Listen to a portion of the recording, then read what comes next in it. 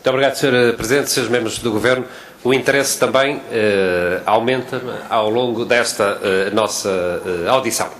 Eu, na primeira intervenção que fiz, tentei colocar em balanço 4 anos em 4 minutos.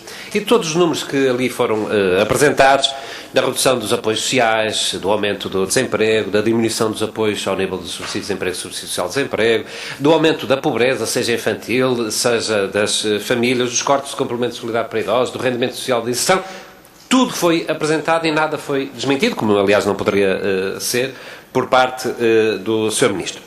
Relativamente ao desemprego, deixe-me dizer, como é evidente, ninguém dirá ao contrário. Quando o desemprego desce é positivo. Nunca ouvirá nenhum membro do Partido Socialista dizer o contrário. Mas é preciso que seja real. E a comparação entre o maio deste ano, em termos da taxa do Instituto Nacional de Estatística, e 2011, é que em 2011 era 12,7% e em maio deste ano 13,2%.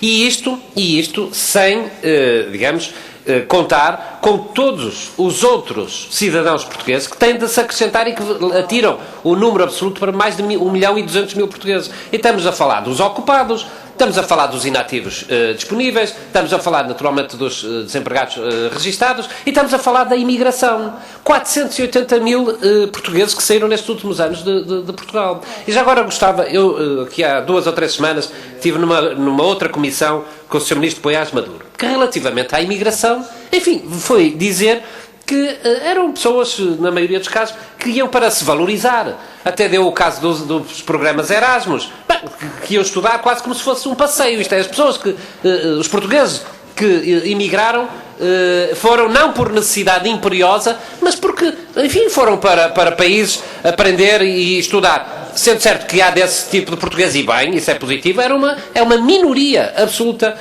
minoria. Ora, relativamente aos cidadãos ocupados, também há números para discutir e apresentar aqui. Em junho de 2011, eram 26.046. Em maio de 2015, há um mês atrás, eram 158.051. Isto é, de junho de 2011 até maio de 2015, relativamente aos cidadãos ocupados, não são empregados, são ocupados. Não estão nos registros do desemprego, mas também não têm um emprego. Aumentou 5 vezes, passaram de 26.000 para 160.000 cidadãos portugueses.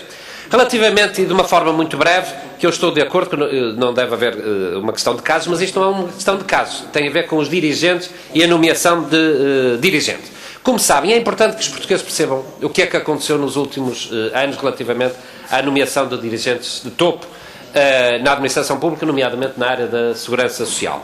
Durante mais de um ano, houve um regime de substituição, isto é, os dirigentes que estavam naqueles lugares foram tendo, digamos, prorrogado o seu mandato, para que a tal CRESAP fizesse a avaliação.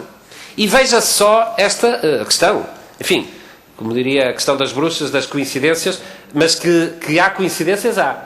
Dos 14 nomeados diretores regionais da Segurança Social no novo regime, por 5 anos, nomeados agora, ou enfim, há alguns meses atrás, dos 14, todos têm ligação direta aos partidos da maioria.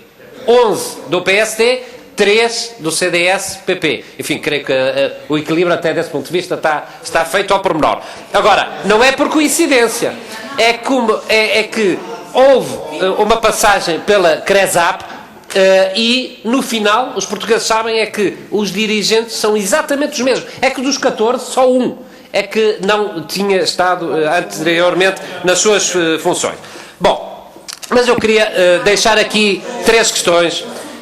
Queria deixar aqui 3 questões muito concretas, certamente o Sr. Ministro vai responder. Ainda o meu camarada Nuno Sá colocou a questão sobre a prestação única da Segurança Social e o estudo sobre a prestação única da Segurança Social. Onde está o estudo sobre a prestação única da Segurança Social? E será para justificar, e esta é a segunda pergunta, justificar o corte de 100 milhões de euros nas prestações sociais que estava no Orçamento de Estado? Terceira pergunta, como é que o Governo vai cortar os 600 milhões de euros nas reformas e pensões em pagamento? É que na proposta do Programa de Estabilidade, que entregaram em Bruxelas, é um documento oficial, não é um documento de trabalho, não é um paper, não, é um documento oficial, é um compromisso em que dizem que há uma obrigação de resultado de obter um impacto positivo na ordem dos 600 milhões de euros nos sistemas de pensões. Isto é, corte de pensões que o Partido Socialista já rejeitou, corte de pensões em pagamento. E eu vou fazer, pedindo ao Sr. Presidente, concluindo, se pode, enfim, dar ao Sr. Ministro estas 3 perguntas. A questão do estudo da prestação única da Segurança Social, o corte de 100 milhões nas prestações sociais e o corte de 100 milhões nas reformas e pensões em pagamento. E dou em papel, porque muitas vezes falamos e esquecemos de algumas perguntas que são feitas, porque depois não são respondidas.